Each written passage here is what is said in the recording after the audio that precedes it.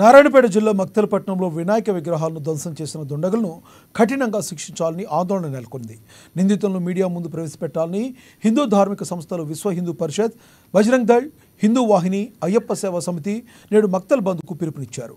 దీంతో మక్తల్ బంద్ ప్రశాంతంగా కొనసాగుతుంది. గత వారం రోజుల క్రితం వినాయక విగ్రహాలను గుర్తు తెలియని దుండగులు ధ్వంసం చేశారు.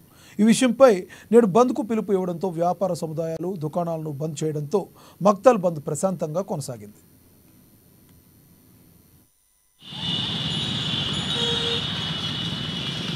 మక్తల్ పట్టణంలో ఆనవాయితీగా వినాయక చవితి పర్వదిన సందర్భంగా ఏదైతే గత కొన్ని సంవత్సరాల నుంచి వినాయకులను తయారు చేసి అమ్ముతున్నటువంటి నిర్వాహకులు ఈ సంవత్సరం కూడా వినాయకులను తయారు చేయడం జరిగింది, సిద్ధం చేసుకున్నారు.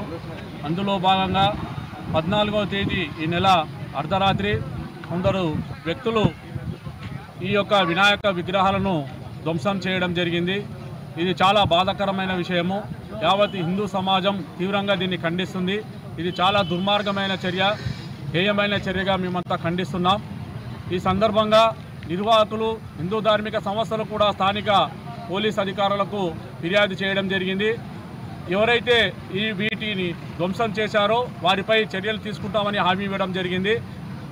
ఈ సందర్భంగా మేము తెలియజేస్తున్నది ఏమంటే, ఎవరైనా సరే కుల మతాలకు అతీతంగా మనము పూజిస్తున్నటువంటి ఆది దేవుడైనటువంటి వినాయక విగ్రహాలను ధ్వంసం చేసినారో వారిపై కఠినమైనటువంటి చర్యలు తీసుకొని